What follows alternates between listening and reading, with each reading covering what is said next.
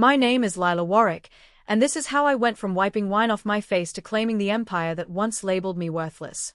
I was 25 when I met Ethan Langford at a quiet art gallery opening. I was admiring a painting I couldn't afford. He was there for the networking. He asked my opinion on the piece. I gave it, honest, unfiltered. He smiled, said he loved my realness, and bought me a coffee afterward. We talked for hours. He was charming, driven, from old East Coast money, and he had no clue who I really was. I'd stepped away from my family name 3 years earlier. I'm the only child of Theodore Warwick, yes, the Theodore Warwick whose logistics and renewable energy conglomerate sits at $9.8 billion. I grew up with tutors, security details, and pressure heavier than any allowance. Everyone wanted a piece, favors, introductions, influence. So at 22, I left. Took my mother's maiden name, Reed. Rented a modest loft in Charlotte. Worked as a freelance photographer. Lived quietly. And for the first time, I breathed. Ethan knew me as Lila Reed, the creative soul who preferred flea markets and late-night drives. He said he loved my grounded spirit. I believed him. 9 months in, he invited me to his family's holiday gala. "This is where I show you off," he said, eyes shining. I decided to go as myself, Lila Reed, not Warwick. The final test, if they accepted the ordinary me, maybe this was true. The Langford estate was opulent. Chandeliers like waterfalls, string quartet, gowns that screamed inheritance. I wore a simple navy dress I'd found vintage. Minimal makeup. No jewelry beyond a thin silver chain. Their judgment was instant.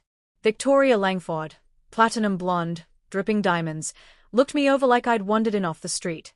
Grant barely acknowledged me. Vanessa smirked openly. Then Victoria called for attention, glass raised. Before the toast, a small matter. She looked at Ethan. He produced papers. "Lila and I are parting ways. Time to align with someone more appropriate." Gasps. Phones out. Victoria smiled. "Some connections are simply temporary." She threw her wine in my face. Vanessa grabbed my dress strap. "Time to go, darling." Ripped it. Laughter swelled. Live streams began, viewer count soaring. Ethan stood mute. Security approached.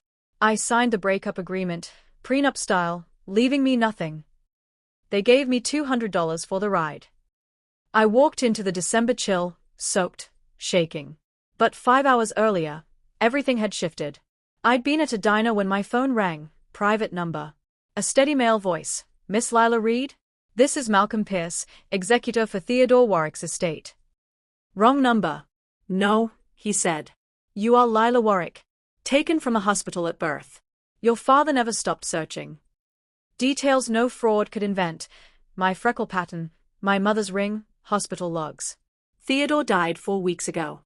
His $9.8 billion empire had one heir, me. I met Malcolm and the investigator the next morning. DNA confirmed it.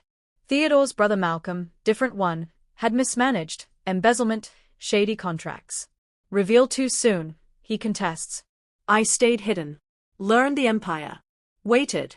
7 months later, I entered the Warwick boardroom as majority shareholder. The fraudster was ousted. Then I targeted the Langfords. Ethan's firm was crumbling, debts, stalled projects. He'd pursued Vanessa for her family leverage. I bought their debt quietly. Invited them to a Salvation Investment meeting. They arrived desperate, oblivious. I revealed myself. Showed DNA, will, control.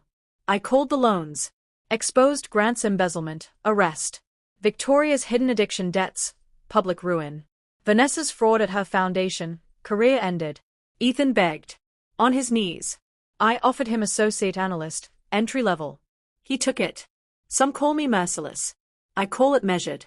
Because the night they drenched me in wine and called me trash, they freed me to become the woman who owned their future. And the taste of justice these days? Sweeter than any wine they ever wasted.